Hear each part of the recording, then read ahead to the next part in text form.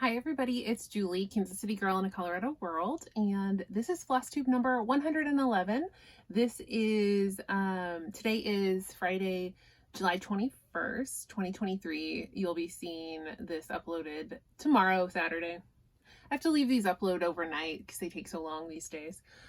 Anyway, it's been a month and a half since my last Flosstube. Now, I did do a mid-year whip parade in the middle of that 6 weeks.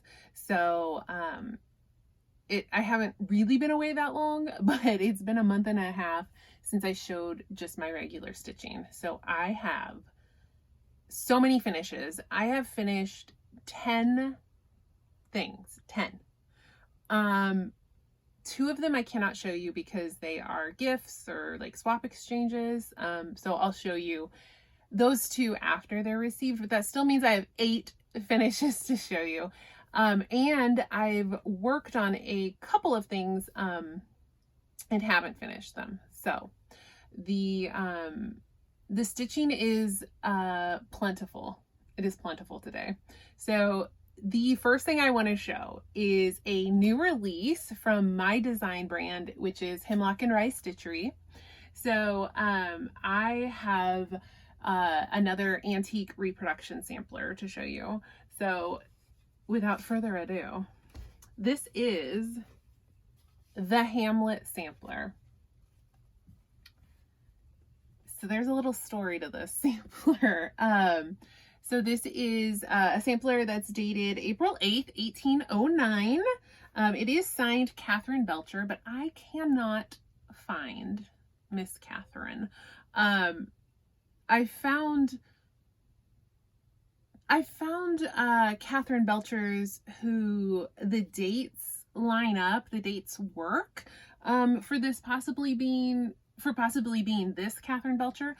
But the problem is that I purchased this sampler in York, England, and the Catherine Belcher I can find who has a birth date that would coincide with this sampler was, I believe, a girl from Pennsylvania. So it's possible that's her, and she somehow her sampler that was stitched in America made it to York, but I feel like more likely this sampler was done by an English girl, and possibly even, most likely even someone from York. But regardless, I can't find Catherine. I can't find her.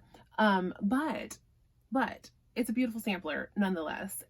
And what was so fascinating to me about this sampler is that the verse that's featured here on the inside is a quote from Hamlet by Shakespeare, hence the name, the Hamlet sampler. Now, if you are an antique sampler lover, like myself and like many cross stitchers, you'll know that a lot of times samplers will feature a verse from the Bible, or like a, some kind of religious saying is generally what you're gonna find. Not always, but usually it's going to be biblical. So to find a sampler with a verse from Shakespeare was really unusual for me. I tried to research a little bit, and I've personally never seen one. But I was reading a book about antique samplers, and it said in there, usually these would feature biblical verses, but sometimes would feature things like Shakespearean verses. So like I saw that in a book about samplers, but I have yet to actually see a sampler with a Shakespeare verse. I'm not saying they don't exist. I just haven't seen one. Actually, if you know of any, I would be really curious to see them. So if you do know any, just if you can comment with like the name or the design company, or if it's not been reproduced, just let me know, because I just want to go look. Now, we have in the cross stitch community, we have Shakespeare's peddler, Teresa Vignette. So she does, she's a prolific designer and runs a store. And so when you try to like Google, antique sampler Shakespeare, you mostly are just going to get Shakespeare's peddler stuff popping up. So it kind of muddies the search results. So I've had a hard time finding them on my own. So if you know of any, let me know, just because I would love to go see. And I would love to stitch some if they've been reproduced. So anyway, I got a little off track, but this is a verse from Hamlet. I will read it to you because it's a soliloquy from Hamlet where he is pontificating on what it means to be a man. And so I'm actually looking at the original sampler to read this, and I will show you that in a second. Okay. It says, "What a piece of work is man! How noble in reason, how infinite in faculties! In form and moving, how express and admirable! In action like an angel, in apprehension like a god." So this is the verse from Hamlet that Miss Catherine chose for her sampler. Now, what's really charming is that she ran out of room. So she's just, you know, going on her merry way, and then at the very bottom here, she did run out of room for the last line, and she had to kind of get creative, which I thought was really sweet. Otherwise, she did a really good job with the symmetry. And everything else on this sampler is pretty much, I think, as intended, but that little line at the bottom got a little funky. So this is stitched on 40 count linen from Fox and Rabbit in the color Flannel Flower, which is probably my new favorite linen. I think it's so fabulous. It's neutral, but it has this kind of like murky grayish like tone to it. And it just has this really beautiful aged appearance, and it's just gorgeous to stitch on. So let me show you the original sampler so I can talk a little bit about color choice on this. So like I said, I found this sampler in York in England. And here is, you know, it's in pretty rough shape. There are some holes, some tears. It's very faded. So the sampler is from 1809. It's a very, very fine linen. I'm not sure on the count. I didn't try to even guess, but it's probably close to a 40 count. And it's stitched with silk floss.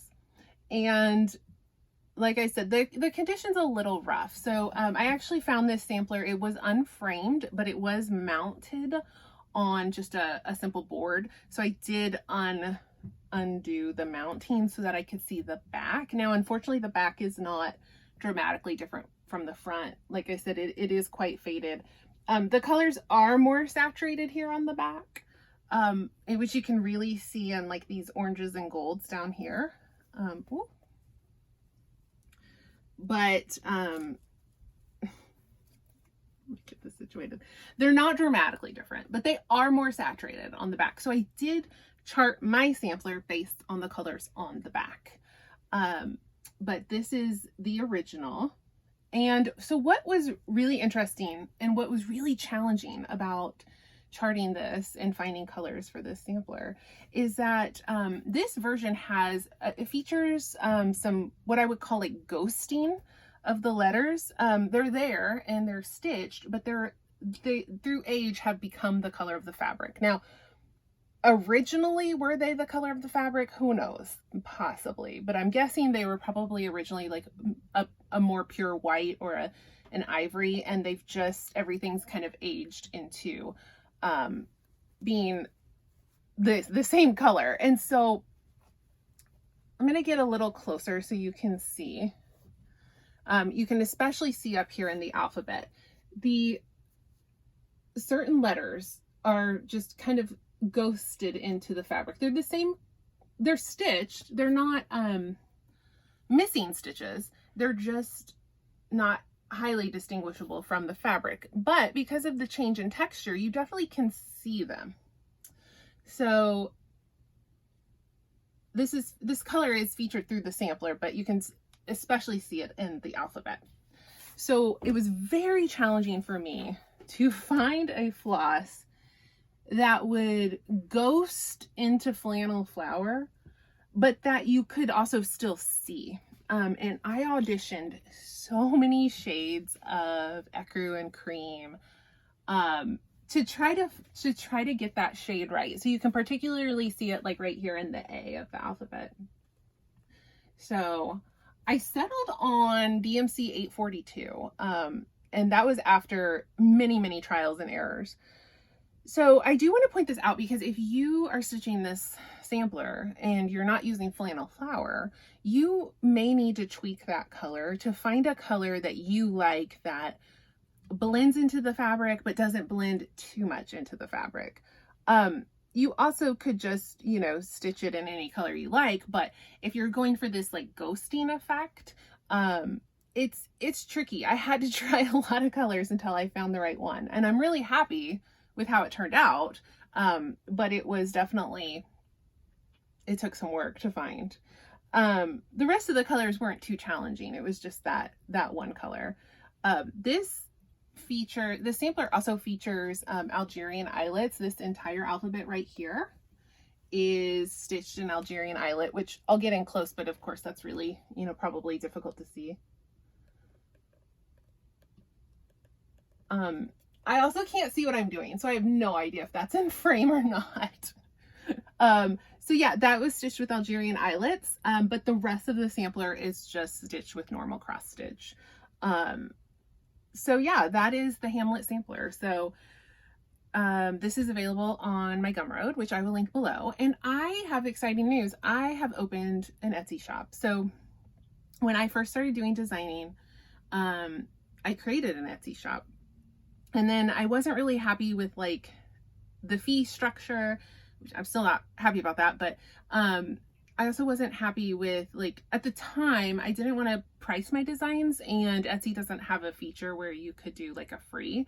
So I did Gumroad because it's a free or pay what you want. But with my antique reproductions, I do put a price on these because I invest in the samplers themselves, but also I spend so much time doing these reproductions, especially with picking the colors. I do have a video I'm putting together about like my whole process of charting a sampler, not this one, but a future sampler, where I'm gonna like detail like how much work goes into finding the colors, things like that.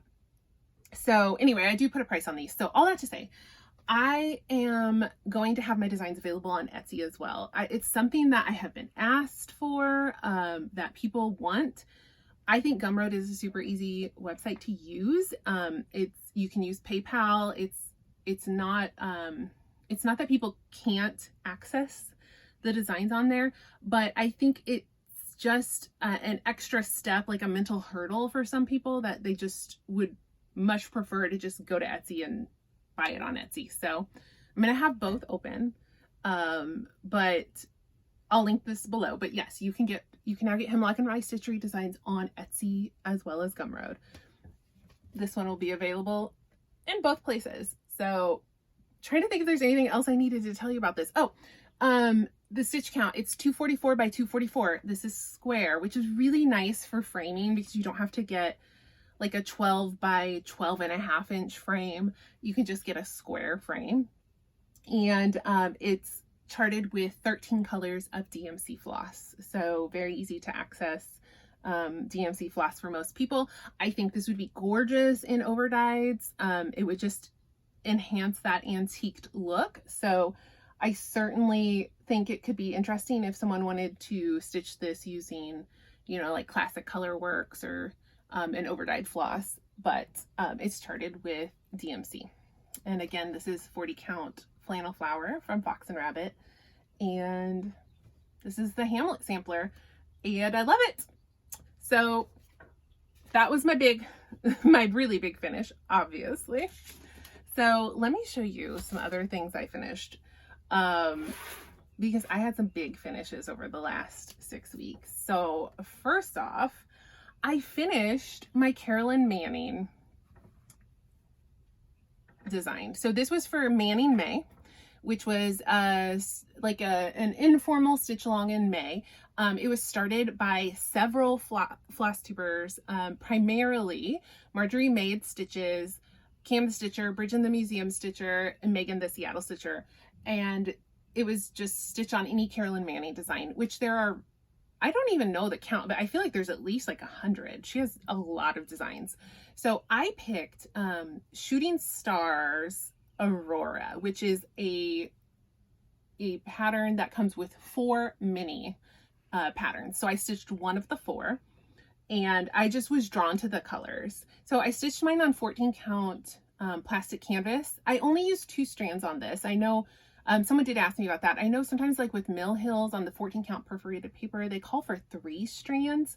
But I don't like fighting with my floss. So I did 2 strands, and I'm totally happy with the coverage on that. And I just stitched it with all the called for DMC flosses, and this is a finish. So I really enjoyed this much, much more than I thought I would. But I don't think I'm in a hurry to stitch the other 3 in this pattern. They're beautiful. I might someday, but I think at this point I'd rather stitch another Carolyn Manning, but like in a different colorway. There's others that have caught my eye, like the bigger ones too. So not that I don't love like the other 3, but I think at this point I would just move on and stitch a different colorway, and just but still loved stitching the Carolyn Manning, so still would absolutely do another Carolyn Manning design. And she releases them pretty frequently, so I just know that someday she's gonna release that color palette that just like sings to me. There's a few that I really like, but sometimes there's just like one thing I would change, or you know, they're just almost perfect for me. So I just know if I'm patient, she's gonna release that palette that is like perfect. This one was pretty close. This was pretty close to perfect. I could have used, I think I could have used a few more purples though. I love it. I think I'm gonna finish it. So right now it's unfinished. I think I'm gonna finish it, like I'm gonna maybe do like a hanger right here, like just a cord, and then just do felt on the back, like how I would finish a Mill Hill. But I think I'm gonna hang it like in this orientation, because it would be maybe a little weird hanging like this. And I think it looks really pretty like this as a diamond. So that was a big finish. And then I went back to tackling my 40 while 40. I'm trying to finish 40 whips this year. Old whips, old works in progress. And I decided to tackle my oldest whip. This whip was from 2017 when I first got like really into stitching. I had dabbled in stitching a little bit, but 2017 was when I discovered like there's more out there than the couple of like dimensions kits that you would find at the craft store. When I realized that there were people out there creating beautiful patterns, there were people on Etsy creating really fun patterns. And I visited my, at the time, local needlework store, needlework shop, my LNS, and I got this pattern. So this was Little House Needleworks Old Nantucket, and it is finished. And I probably had this only like half finished when I picked it up and went for the finish on this. So it's stitched with all the called for floss, and it's stitched on 36 count vintage lintel. It's a lakeside linens. It might just be called vintage lintel. I feel like there's another word in there, but maybe it's just vintage lintel. So it's a beautiful neutral with like a touch of green to it. And at the time in 2017, lakeside linens were abundantly stocked at my LNS in 40 count, 36 count, all the counts. I remember she had tons of it. I didn't know it was going to become hard to get a hold of. So I actually have quite a bit of lakeside linen from that time period because it was easy to get at my LNS. I didn't know it was going to be a like, oh, I wish I'd bought more. But this was a 36 count. And I did 2 strands instead of 1 because I felt like it needed it. Now I think I would just do 1 strand. But at the time, I thought maybe that looked a little empty. So I did 2 strands. So I did have to, on the house, I had to fight a little bit to get some of those stitches in. But on the more open parts, it really wasn't too challenging. But yeah, this is done. I am very happy to have my oldest whip my oldest one done. I did have this ironed, but then you can see I folded it. And now it's not so beautifully ironed. Okay, I finished more things. I told you I have 8 finishes to show, so I'm just looking at my list. All right, so then I tackled another old whip. So this was, the Primitive Hare has a series of 8 free patterns that honor like pagan holidays, Wiccan holidays, and they're just cute little smalls, and they're finished as like little pillows, and I've seen other people stitch them and finish them that way, and that's great. I somehow I think it was 2018, I got the idea in my head that I just needed to combine all 8 in one. And then I somehow came up with the idea of putting them in a circle, because those 8 pagan holidays are referred to as like the wheel of the year. So I was like, oh, I'm going to place mine like a wheel.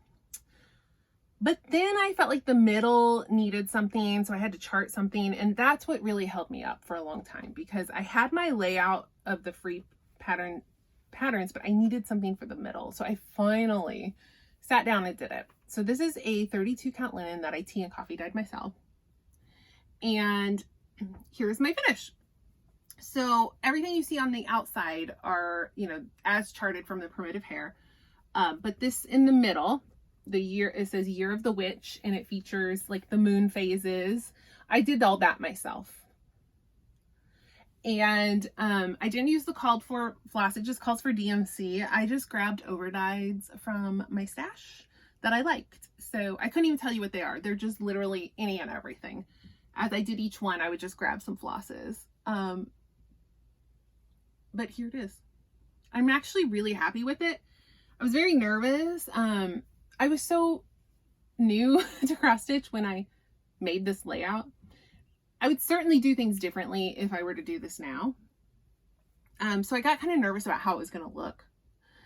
Particularly, so I just stitched them as charted, and the words kind of flip from one side or the other on each of the holidays. And I think if I were going to redo it, I would make that more uniform. Like I might have it where the words, you know, I might have flipped the words to the other side on certain ones. But I just didn't have that skill at the time. But so all that to say, I wasn't sure how this was going to be. But when it was all said and done, I think it looks great. I'm really happy with it. It's big too. I think I'm going to make this just a wall hanging. Oh, so what I needed to do, I actually had, let me see, I had 6 of the 8 done. So all I still needed to stitch was down here. I needed to stitch Lammas and Letha. And then I needed to do chart and stitch the center. So that's what I took on when I picked this back up. And it didn't take very long. Those each take like a day to stitch. They're really quick. So then, like I said, I have a couple finishes that I can't show, but I'll probably next video we'll be able to show those. So then it was July. So I was participating in Kismas in July, which is basically just Christmas in July, but it was created by Diana. It is Kismet Stitches, and it was created to celebrate. So her birthday is at the very end of December, and because people are so busy with holiday stuff, like she couldn't ever like get people like really excited or on board for like a birthday stitch along, because people were like, you know, I'm too busy. I can't start whatever. I can't, you know, I don't have time, or just, you know, just there's a lot going on that time of year. So, she decided to celebrate her birthday in July, like her half birthday, instead of end of December. So she created the Kismas in July stitch along. So basically it's super easy, like just stitch on anything Christmas. That's all you have to do. So I took the opportunity to finish some old Christmas whips and start something new, Christmas themed. So the first thing I grabbed was Be Merry All by Park Hopper Bart, because I knew I was close to a finish on this. I started this back in December, and then didn't get to finish it. So I was just waiting for Christmas in July so I could pull it out. So this was an exclusive pattern that Bart did with Evertotes, and I bought the PDF. I was in Mexico when this was released, and I loved it and bought it immediately, but I couldn't get the Evertote flosses or fabric because I was in Mexico. So I just bought the PDF, and then I grabbed this fabric from Stash. This is a 32 count linen from Fox and Rabbit in the color Eucalyptus. It's so beautiful. And then I just grabbed floss from my stash that looked, to my eye, like the Roxy Floss Co. flosses. And actually some of them are Roxy Floss Co. flosses and some of them are Color and Cotton, but they're not the called for flosses. But the color scheme is there. So this was a finish, so beautiful. I really love this pattern. I loved stitching it. I don't know why I started in the center like that and just left myself. I could have had so much fabric left. If I had started this up higher, I would have a couple inches down here that I could use for like smalls, ornaments. As it is, it's like it might look like a good chunk, but it's really not, because I'm gonna have to cut it like down here, and it's like basically 3 inches of 32 count. It's not enough to really do anything. So and then I could have started it further over on the left and even had like some leftover fabric here. So I don't know what I was thinking in December. You know, I probably was just a little overwhelmed and over everything, and I was like, I don't have the mental capacity to figure this out. I'm just going to start in the middle. So there it is. I do love it. It's beautiful. Beautiful. I just wish I had been a little more conscious of my placement so I would have some fabric remnants left over to play with, but it is what it is. So then I finished another old Christmas work in progress. So this was actually what I started last July for Christmas in July. This is a pattern from Nikki's Creations. This is called Embroidery Christmas. It's stitched on a 40 count Color and Cotton in Sampler Gold. Look how teeny tiny this is. It's so cute. So it's charted with a bunch of DMC. And so I just grabbed the DMC and then went over to my Fancy Floss collection, which is primarily going to be like Color and Cotton. And I just pulled flosses that matched up to the DMC. So it's kind of like the DMC, but a little more like aged and with a little more variegation. But look how tiny it is. So that's Embroidery Christmas. This is a really quick stitch. Really cute. A lot of fun little like sheep, little scissors and thread bobbins. Just a really, really cute pattern. I can't believe how itty bitty it is though. Look how petite it is. All right, so then I needed just a little break from the Christmas stuff. So my friend Heather had come up with this idea like a year ago about we need to actually stitch some of these patterns that we love in Punch Needle Primitive Stitcher magazine. Like every issue comes out and we're like, oh, I love that, I love that, I love that. And then like we don't always get around to like stitching them. So we're trying to make a point, like when each issue comes out, to like at least pick one thing and stitch it. Doesn't always happen. It doesn't always happen, but you know, we're trying to do it. So the new issue came out and I was like, Heather, which one are we doing? And we both picked the Barbara Anna design in the summer 2023 issue. So it's called Summer Plant. And here is my little finish.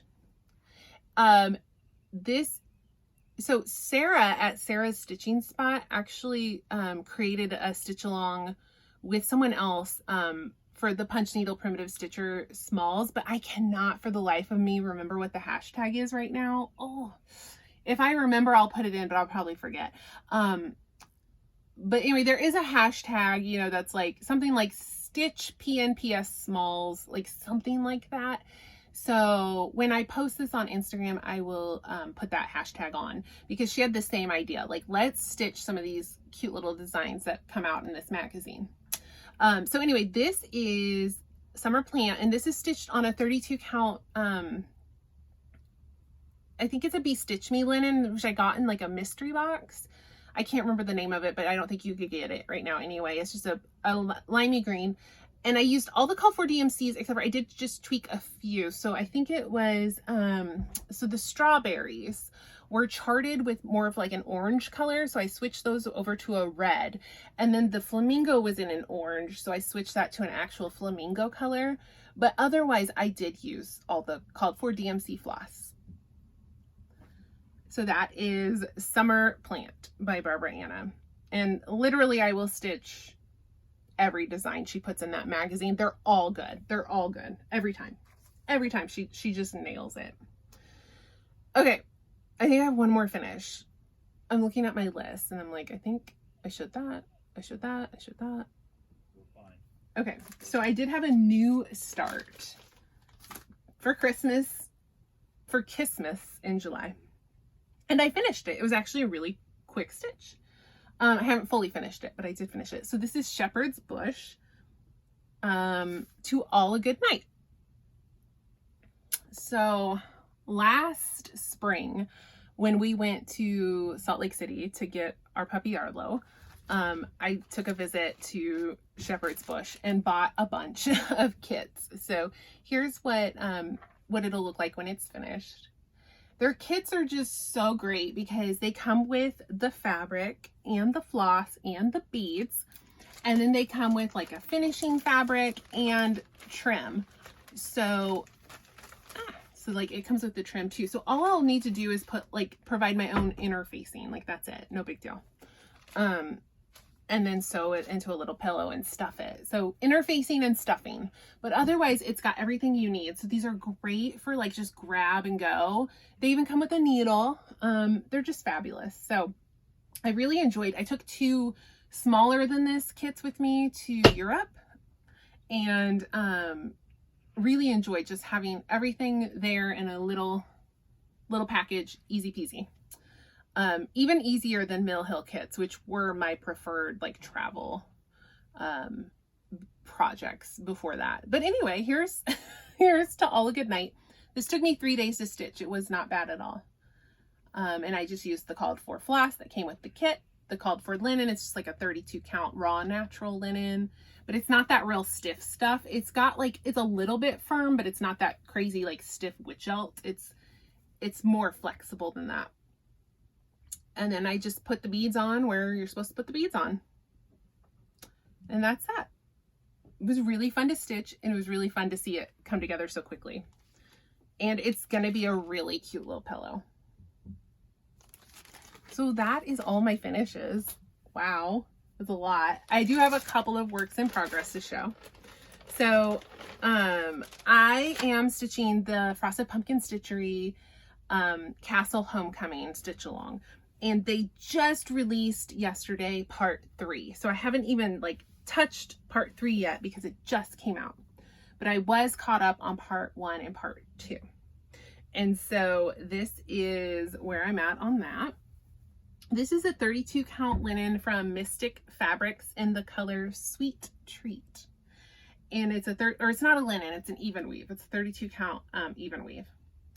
And I'm using mostly the called for colors, but I have subbed in a few like sparkly shiny floss where I can. So I'm just kind of like on the trumpet, I made it a gold metallic. The sword is a silver metallic.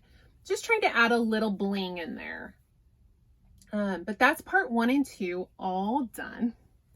And then part 3, we move over here and we have our dragon. I'm so excited and I'm definitely going to be making my dragon sparkly for sure. Dragon scales are like iridescent. I just know it. I just know it. So I can't wait to get to part 3. This is one I'm really determined to stay caught up with. I know I think that about every stitch along, every sal, but this time I really mean it. Like I think the Frosted Pumpkin Stitchery does it, they do it so well. Like each part is really manageable. If you'll just take like the 3 or 4 days of the month, like you can keep caught up on them. So I'm gonna do it. I'm gonna stay caught up on that one. I'm determined. I'm staying the course. All right, so this next one is my Thurza Priscilla Dawes 1870 third colorway. It's not released yet. I'm going to release it when I finish this. I'm calling it Thurza Goes Goth because I picked like 34 colors that sang to me. And I did promise that this would be coming out this month, but I'm not sure that's going to happen. But it's going to be, if it's not this month, it'll be like beginning of August. I'm so close to being finished, and I had other stuff going on. I'm sorry. I told people like probably by mid-July. That didn't happen. Anyway, here it is. I'm in the home stretch. This is a 40 count Murky from Picture This Plus. And like I said, this is 34 DMC flosses. And this has not been released yet. This is not a straight like one-to-one conversion. I took the 34 colors in my palette and I just plugged them in at random. I didn't just like take the original color and make everything in that color now like DMC 907. I didn't do like a straight shift. I just went around and just colored it. It was like doing a coloring book. Like I just went around and just put colors wherever. So she's looking great. I'm sorry she's not done. She's coming soon, I swear. She's coming soon, I promise. All right, let me grab something. I forgot to grab it before the video. Talk amongst yourselves. Okay. So this is another Hemlock and Rye Stitchery design. This is the only chart I've released that I haven't model stitched. I released like a mock-up of the chart. Otherwise, I think everything else I've ever released, I have stitched and have a model photo. But anyway, I did get some work in on Holiday Rooster Sampler. So this is, I think I just did like these 4 in the border. I didn't get very much done. I kind of grabbed this for like Christmas in July, Christmas in July at the very beginning of the month, but then I just like wasn't in the mood yet. So I pivoted, I did something else, and then I was back in like the holiday mood. But anyway, this is 40 count Eureka from Fox and Rabbit. And this is 2 colors of Classic Colorworks. Mistletoe is the green and Bandana is the red. I'm absolutely obsessed with how they look. I have finished a skein of Bandana, the red, and dipped into a second skein. And I'm almost finished with the Mistletoe. So I'm almost ready to start a second skein on that. So I think I'm going to end up needing like 3 skeins of both. I think the pattern called for 4 just to be safe. But I think I might be able to do it with 3. Anyway, it's gorgeous. I thought I'd get a lot of work done on that and possibly even finish it this month, but that just wasn't quite the case. But it will be finished. I'm hoping at least by Christmas this year. All right, and then my last work in progress. This is my car stitching project. So this is a kit from Innocent Bones, and so I bought it as a kit from her. It's a plastic canvas kit. And I've gotten a lot of work done since last time I showed this, but I only work on it in the car, like on long drives. So that ends up being about once a week. But I got a bunch done over here. These stitch up quick. I just unfortunately only give like 1 day a week to it. So it still ends up taking me like a year to finish these. But if I just sat and stitched it would go quick. I don't have a mock-up of this. I'll flash you the pattern really quick so you can kind of get an idea of how it's going to look when it's done.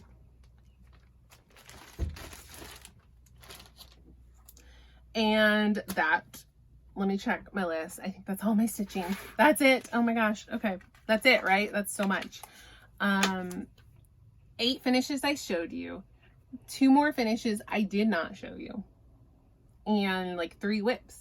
That's a lot, but it's been 6 weeks. So, I'm not going to show haul because I think this video is going to be long enough, but all I bought is like some PDF patterns. So, I've been really good. I haven't been to any cross stitch stores, although the opportunity has been there. I haven't gone. But I can say that in about a week or so, I am going on a bucket list trip. So, well, that's not true. Where I'm going is not anywhere. I haven't been before. It's not anywhere like super exciting. I'm going to visit family, but family lives 2 hours away from Spring Green Country Sampler. So I will be visiting Country Sampler, which is something I have been dying to do ever since I became aware of Country Sampler. So I haven't been shopping because I'm trying to kind of like save up and justify getting to shop at Country Sampler. So next video, hopefully you'll see some haul from that. Otherwise, I just bought a couple PDFs and I don't feel like editing those all in. Sorry.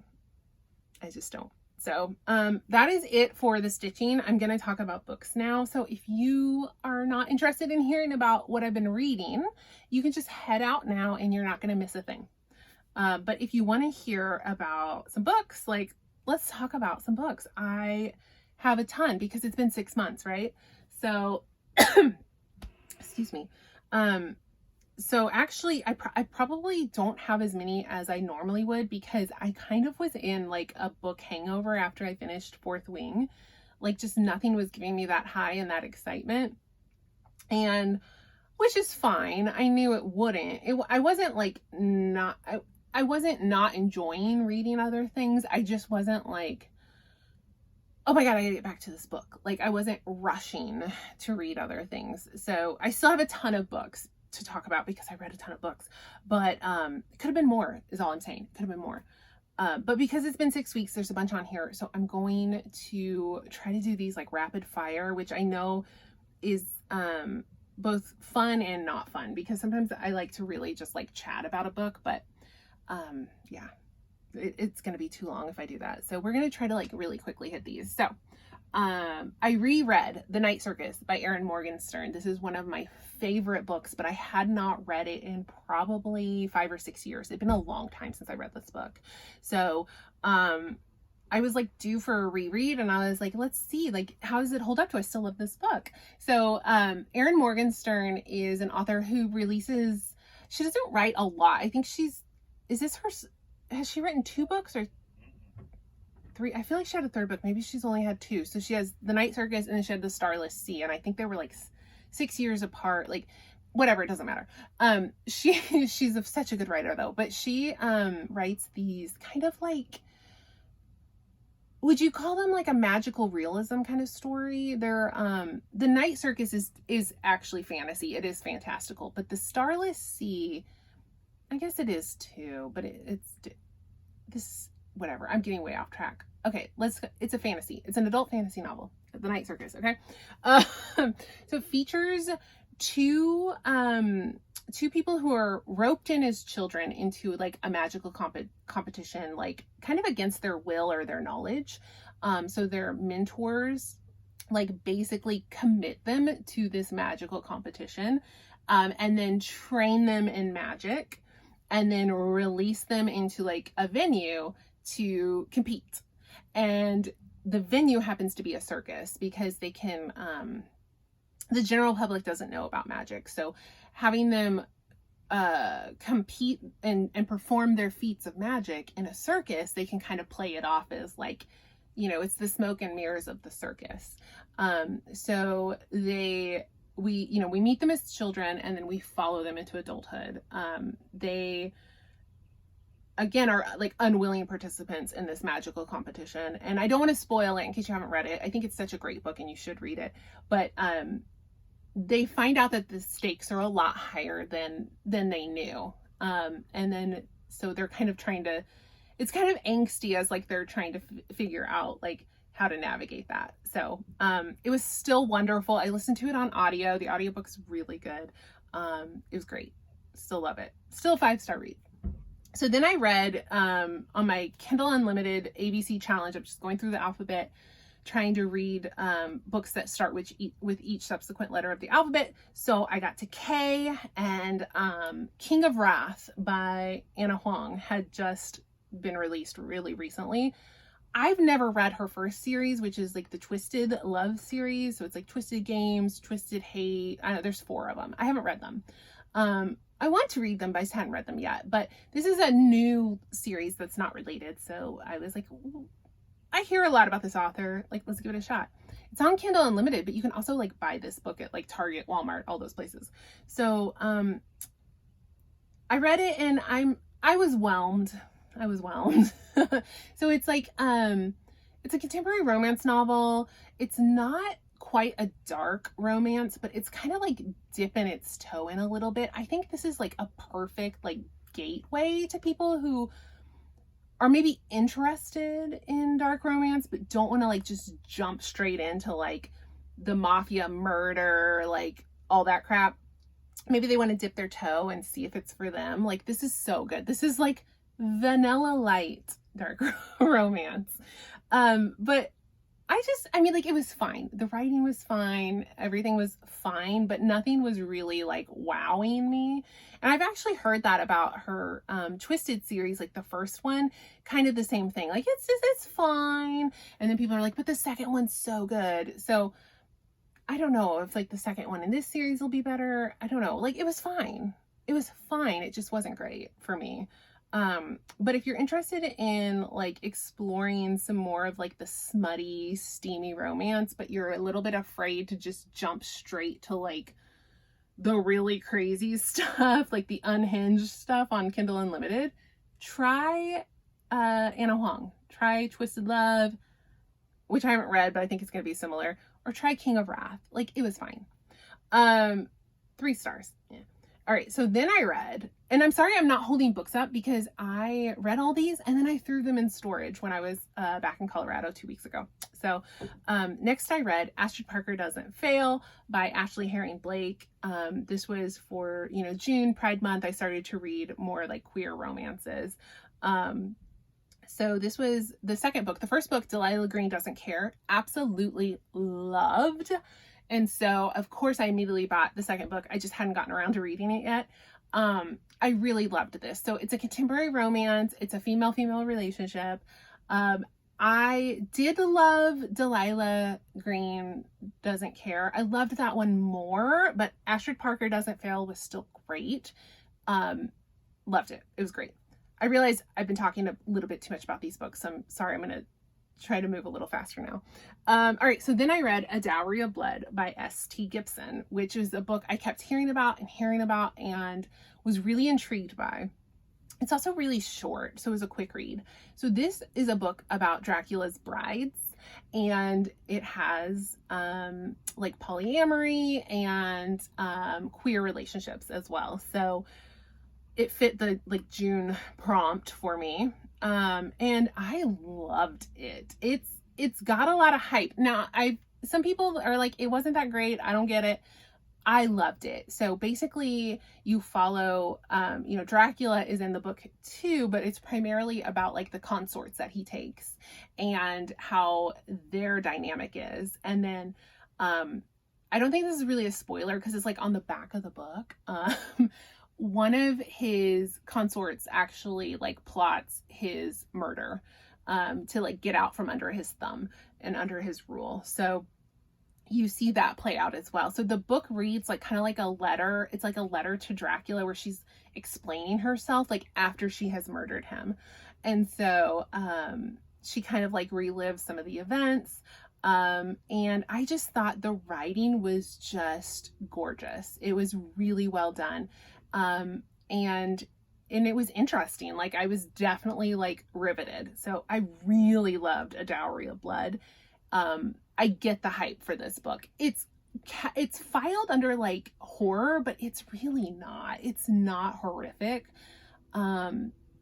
It's not gory. It's not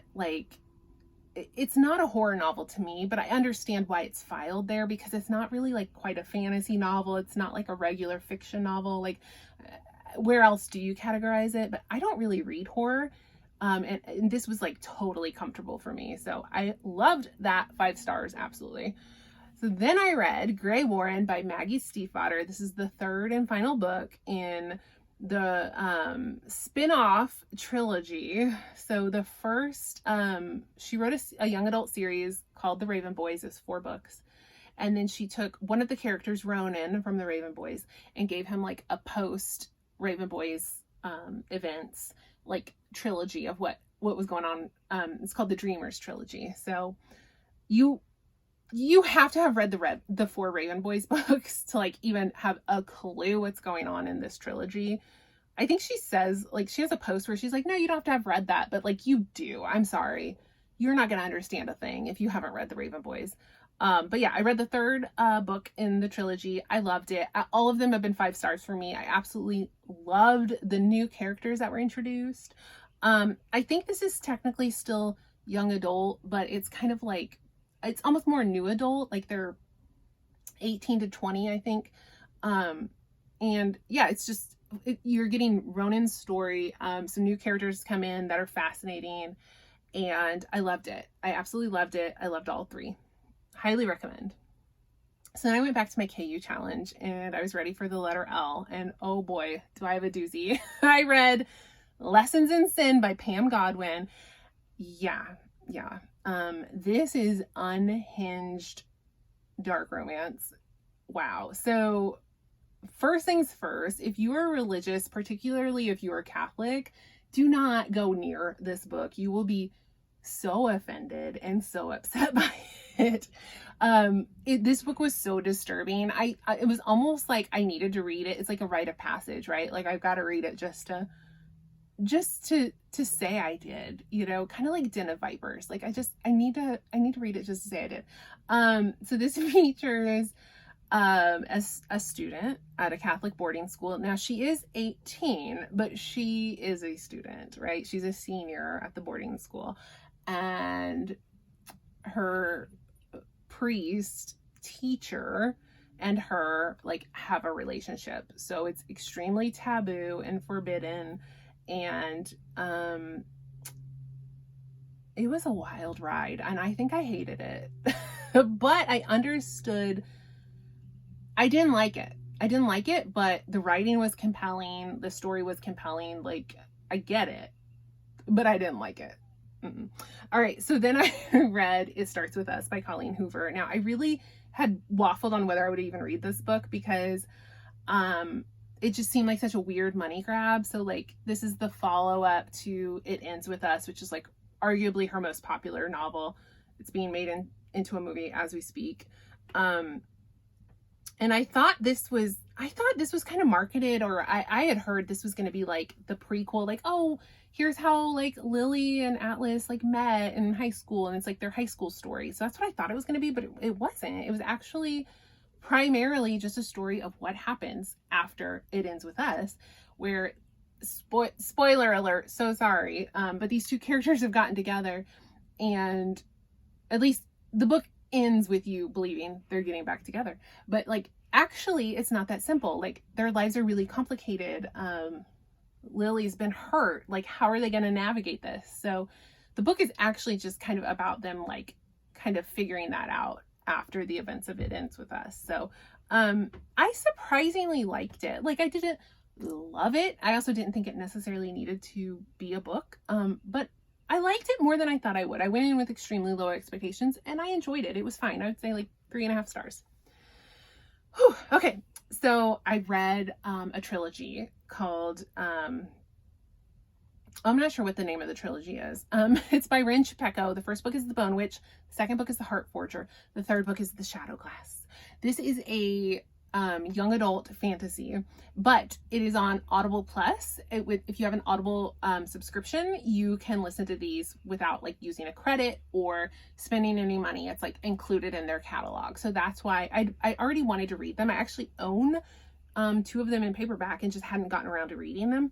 So when I saw they were on Audible Plus, I was like, oh, perfect. So this was a really solid, good trilogy. I wasn't like blown away, but I did listen to all three and I did have a good time. I'd say like 4 stars out of 5. Like it's a very interesting premise. The world building was really good. The magic system was really interesting. It was all like really well done, like a really solid fantasy series. And I enjoyed it. So then I read, continued my ABC challenge. I went to Meeting Millie by Claire Ashton on Kindle Unlimited. This is a sapphic romance, and this features 2 women who were undergrads in Oxford and were best friends, but then like had a falling out. And then several years later, like maybe 8 years later, they're reconnecting in Oxford. And it gets teased out, like kind of eventually we learn why they had a falling out. Like spoiler, it's not really a spoiler. It's pretty obvious from like the first that one of them was in love with the other. So one of the women is gay and one is straight. It was like unrequited love. But it turns out maybe she's not so straight. Maybe not. So anyway, it was just, it was a really cute story. It was kind of slow. Like it was a very slow burn and not a lot happens, but you do get like the reward by the end. It was good. I'd say like 4 stars out of 5. Then I read Persephone's Station by Stina Leicht. This is a sci-fi. I don't read a lot of sci-fi. I found this at a Goodwill in Arizona, like super randomly. And the cover was so beautiful that I was like, oh, it's $1. Like, why not? And it was actually really enjoyable. So I don't read a lot of sci-fi. So for me, it's really hard for me to judge. To me, it felt like probably pretty like standard, basic, like introductory, like sci-fi, but it was good. It was fun. It was kind of like a heist, like ragtag crew, like space adventure. It was a good time, but I think if you read a lot of that genre, you'd probably be really underwhelmed by like kind of like the basicness of it. But as someone who doesn't read that genre, I had a great time. I thought it was a great ride. I'd give it like 3.75 stars. Also, the whole cast was female or non-binary. Like there were a couple men who showed up here and there, but like the feature, like the characters we were following, like all female, non-binary. It was also just a cool element, like just fun. No romance, like no sexy times, like super just focused on like the mission that they had to do. Okay. Oh my God, I'm getting so hot. All right, so then I read Under the Whispering Door by TJ Klune. I actually have not read House on the Cerulean Sea. I know.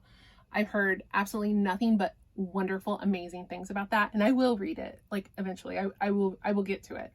But this was my first TJ Klune book, as it turns out. But it was great. So this is a fantastical novel about a man who dies, and he's in this kind of limbo in between place where apparently, like in this world, you know, this is where when we die, we go to this kind of limbo.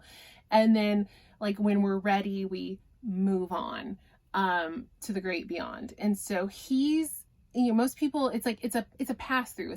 It's a stopping point.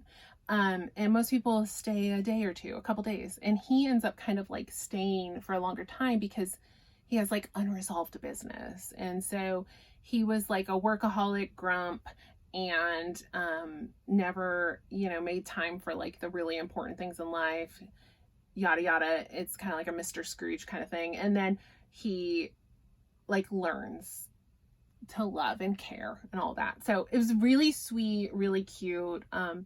For dealing so heavily with like death and grief, it was like surprisingly cozy and readable. It wasn't like, it's a heavy subject, but it wasn't like this like heavy dark book. It was actually really light and whimsical. And I really loved it. 5 stars for sure. It was great.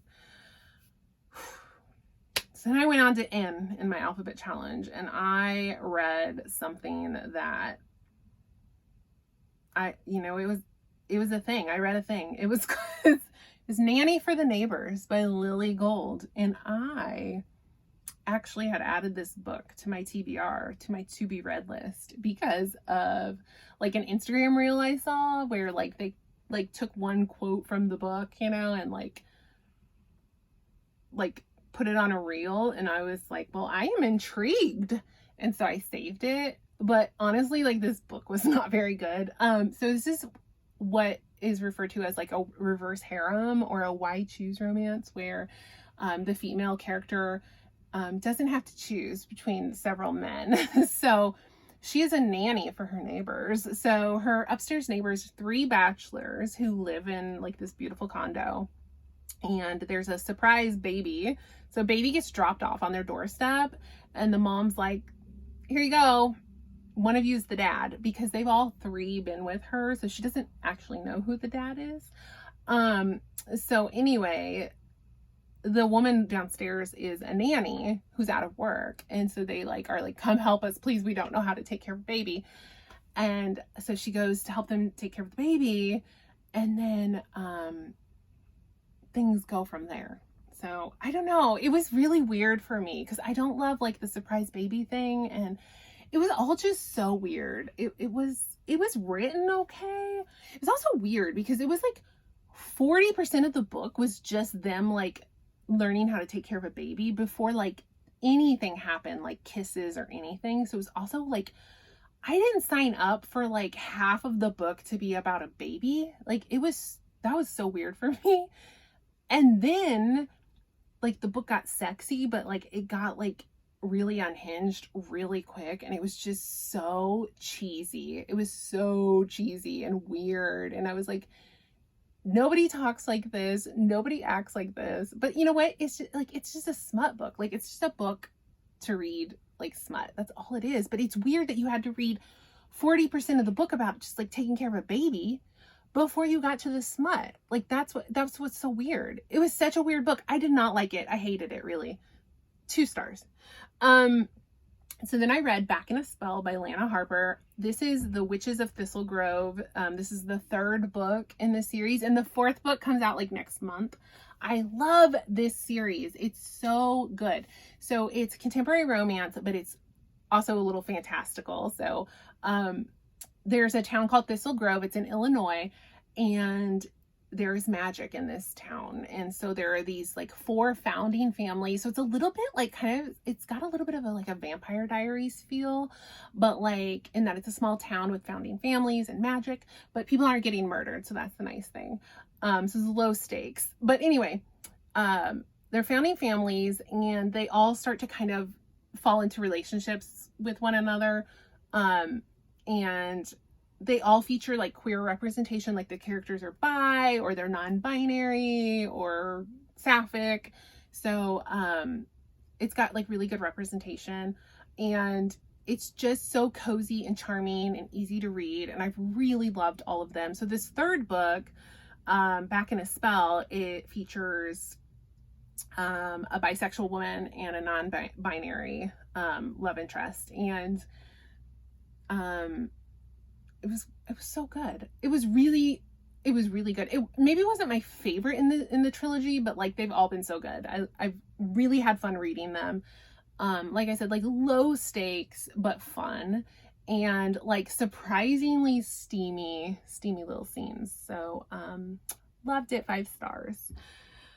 So I read The American Roommate Experiment by Elaine Armas. This is the follow-up to The Spanish Love Deception. So The Spanish Love Deception is a very like controversial contemporary romance novel. People like love it or hate it. I've never seen so much like divisiveness. I think people who don't like it, it's usually because they can't stand like the female main character, because she's like super quirky and weird. I loved it. I had a great time with it. But I think I give the first one like 4 stars. Like, it was great, but it wasn't like all-time fave, gotta reread it. But The American Roommate Experiment is like her best friend and her cousin like end up in circumstances and end up together. And I did listen to the audiobook, which was really fun because the male narrator had like a Spanish accent, and because he's from Spain, and it was really kind of gave it a little oomph, a little extra. I liked it. I get why people don't like them, because the main characters are kind of like ditzy and quirky sometimes, and sometimes they do stuff that you're like, really, ma'am? Really? Like, people describe them as like juvenile. Like, I get it. But I had a good time. 4 stars. I liked it. I liked it as much as the first one, which most people didn't. Most people, even who liked the first one, didn't really love the second one. Like, the second one, unfortunately, like, is not well loved. Maybe because I was listening on audio, it was fine for me. It was enjoyable. I had a good time. Maybe if I'd been reading it, I'd have been like, this is too long. Oh my gosh. But on audio, it was a good ride. All right, then I read Radiant Sin by Katie Robert. I think this is the 4th book in her Dark Olympus series. Loving this series, really loving it. This was not my favorite of them, but still like good, like a good, solid, good time. I think I gave it 4 stars. So these are they're contemporary romance, like dark light. Like, I don't think they're really dark, but you get like, she dabbles in, like S&M bondage, like stuff like that. But I think they're still kind of like pretty tame in my estimation. But anyway, Radiant Sin features Cassandra and Apollo and their story. And they are in, so Olympus it's a modern day Olympus. People don't actually have magic, but people hold positions of the gods. So there's like Hades and Zeus and Apollo, and people are like elected or like inherit the positions. And it's basically like the government of the city. And so in this one, they are like in the country in a house party, and like people start dropping dead. So it's like that, oh, I can't think of the name of that movie. I see it. Knives Out. It's like, I think it's like Knives Out, like inspired. Not my favorite like plot twist. Like, it was kind of like, yeah, it's like kind of like they were at this house, people are getting murdered and they're trying to solve it, and like, it was fine. It was fine. I enjoyed it. It wasn't my favorite. It was good though. All right, the one book I have here, The Fairy Bargains of Prospect Hill by Rowena Miller. This is a fantastical adult novel. It features 2 sisters in, I think it's like turn of the century, like early 1900s, maybe like 1910s. And they live on this little farm, and they have fairy magic in their woods outside their farm. They have a fairy ring, and they leave bargains for the fairies for things like good weather, good crops, good luck, like kind of like these little bargains they leave with the fairies. And their family's doing great. And one of the sisters gets married and goes to the big city, and her husband is like abusive, and the other sister starts leaving fairy bargains to like try to help her in that situation, and like gets in way over her head, and bargains poorly with the fairies. And so this book is just kind of about like how they get there and how they solve that issue.